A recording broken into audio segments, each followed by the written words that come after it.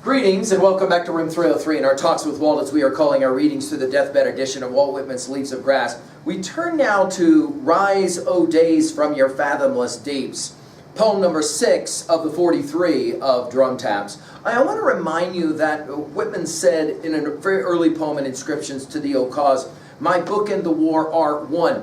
Now we're going to debate by the end of this poem the seeming inconsistencies for Whitman, and again, he's all over the map in regards to this war that we will call the Great War, the Civil War. Now, our assumptions that you've been following our stuff at LearnStrong.net, down that left-hand side, Talk with Walt is our playlist for this series, and I've given discussions on every poem up to this one. My hope is that you've been following us. I gave an introductory set of lectures for Drum Taps, and we just worked with Banner at Daybreak. Now, our Nortons will 2 times, we're going to consult Nortons here to give us some information. This poem has always remained in Drum Taps under this title and with no revision. I think that's significant.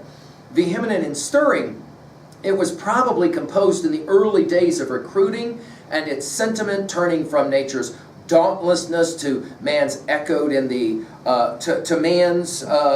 is echoed in the later, "Give me the splendid silent sun." Note 2 in stanza 3, the poet's exultant relief from the quote-unquote doubt nauseous that had plagued him when his beloved cities had been the scene of futile political bickerings. We'll come back in part 3 to make one more comment with Nortons. Now let's pay attention to the form of this poem. Notice we have 3 parts, and we want to point out the ways in which these 3 parts do work in an interesting kind of juxtaposition. By the way, notice that in part 1, 16 times the pronoun I will be used. In part 3, we will have 14 of these pronouns being used. Let's begin. Now, the notion of rising is going to be significant in this poem. It will be a key word. It's been a key word all the way through our study of Drum Taps already. Rise, old days, from your fathomless deeps. Fathomless, Song of Myself, passage 17, you'll maybe remember. Till you loftier, fiercer sweep. Now, this word fiercer we'll come back to, and it's a powerful word. It's a useful word in Drum Taps. Long for my soul. You'll remember in Song of Myself 46, long enough have you dreamed contemptible dreams? Long for my soul, hungering gymnastic. By the way, this word hungering will be used only 4 times in Leaves of Grass. It all happened in this poem. Hungering gymnastic. You'll maybe remember the use of that word with myself in mind. I devoured what the earth gave me. Long I roamed amid the woods of the north. Notice not capitalized. Long I watched Niagara, starting from Paumanok 1. We'll see Niagara for the first time mentioned. Pouring. I traveled the prairies over and slept on their breasts. It's an interesting phrasing given what we know from Song of Myself 5 and elsewhere. I crossed the Nevadas, I crossed the plateaus, I ascended the towering rocks along the Pacific, I sailed out to sea, I sailed through the storm. Notice all the symbolism here. It's like going back to Barnegat again. I was refreshed by the storm. Now, we're about to say that this is going to be one of those sustained theodicies of Whitman. In other words, what's the argument he's going to make? Yeah, we had to have a civil war, but it was for a purpose. This is why so much of Drum Taps and the Gettysburg Address, the precious speech of Lincoln, and we've given full lectures on it as well at LearnStrong.net, they have to be read as companion text. I sailed through the storm. I was refreshed by the storm. I watched with joy the threatening maws of the waves. Only use of the word maws in all of Leaves of Grass is right here. I marked the white combs where they careened so high. Curling over, I heard the wind piping. I saw the black clouds. Notice the use of the word black throughout Drum Taps, as in ominous. Saw from below what arose and mounted, and then in parenthetics, oh superb, oh wild as my heart, and powerful in parenthetics. Heard the continuous thunder as it bellowed after the lightning. Of course, this bellowing will also be accorded with the sound of cannon fire during the Civil War. Noted the slender and jagged threads of lightning. By the way, notice threads and weaving from earlier poems already in Drum Taps. As sudden and fast. 7 times in Drum Taps the word sudden or suddenly gets used. I think it's significant. Amid the din, you'll maybe remember that from Wordsworth's Tintern Abbey, amid the din of towns and cities. I think his construction here, amid the din, is a borrowing from that poem. We've given a full lecture on it at LearnStrong.net.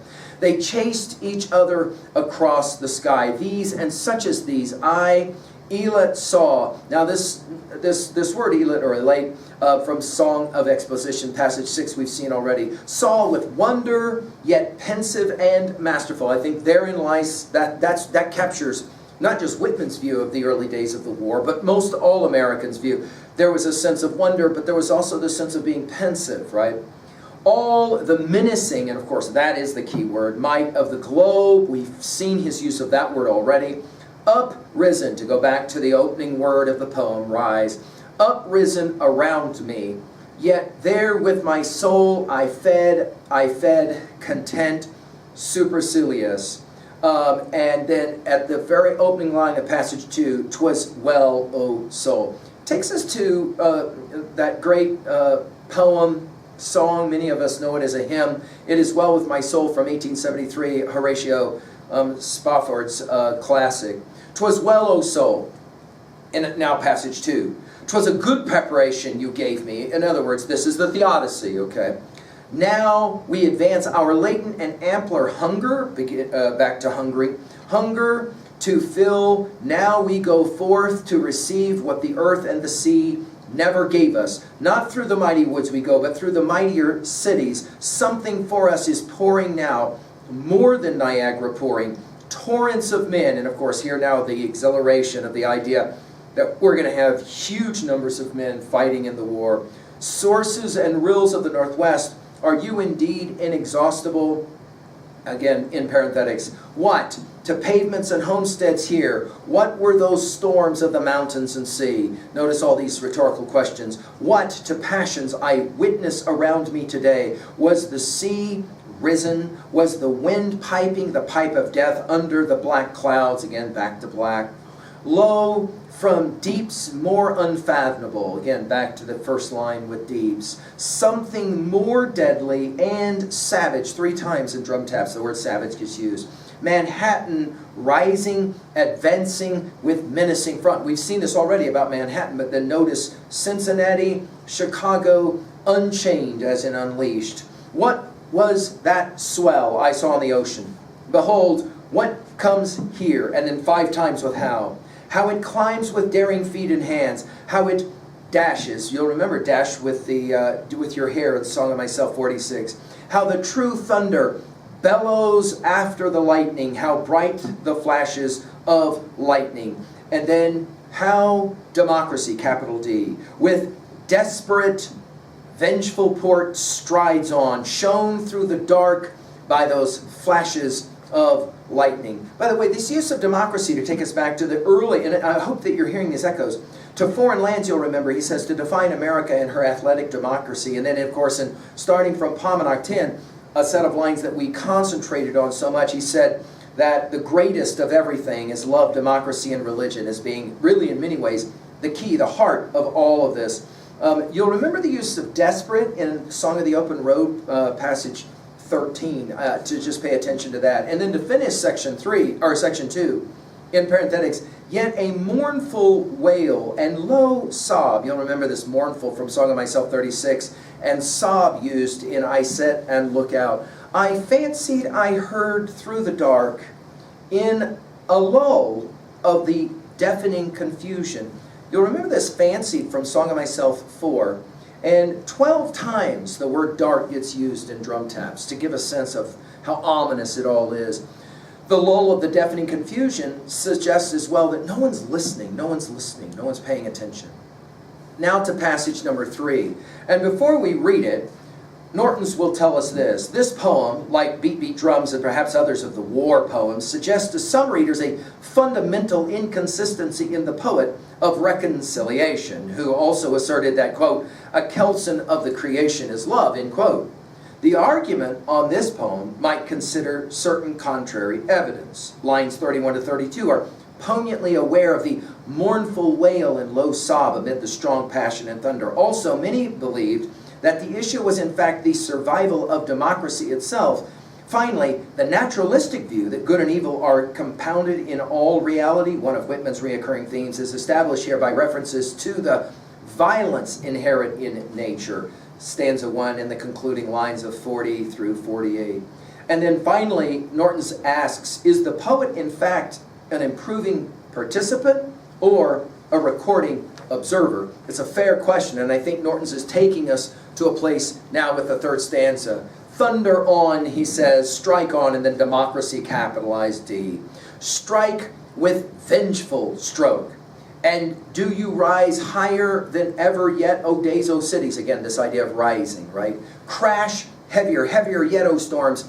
You have done me good. Again, the theodicy that Whitman is arguing. My soul, prepared in the mountains, absorbs your immortal, strong nutrient. Long had I walked my cities, my country roads, through farms only half satisfied. One doubt nauseous, undulating like a snake.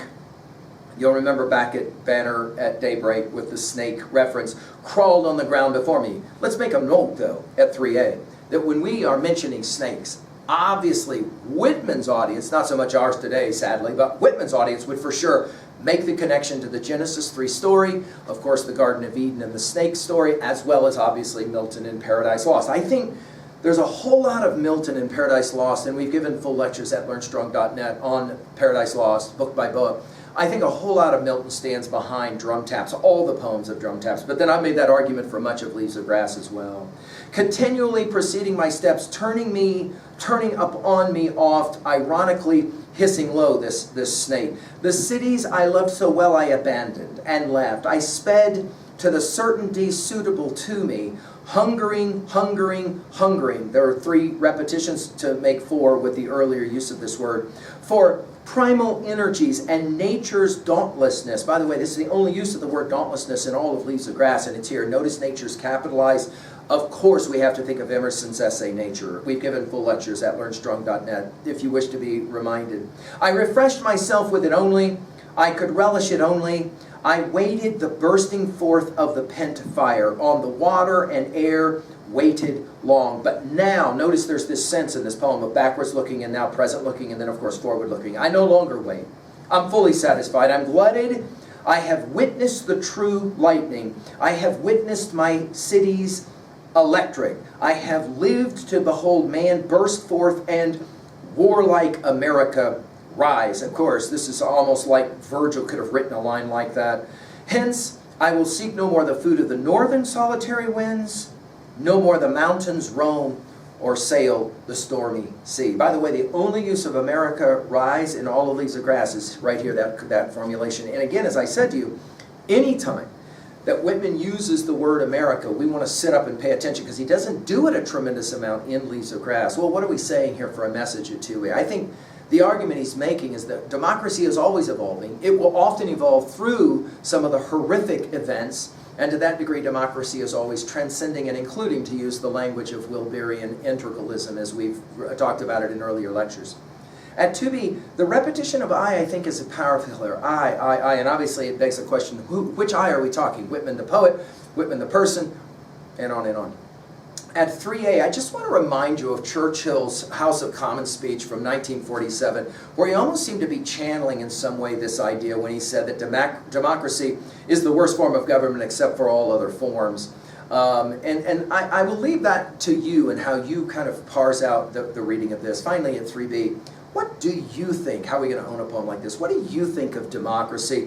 And do you think that in the end it does evolve and it does transcend and include? And that's what makes it the most amazing form of government, even though at times it has to go through horrific experiences like the Civil War. Thank you.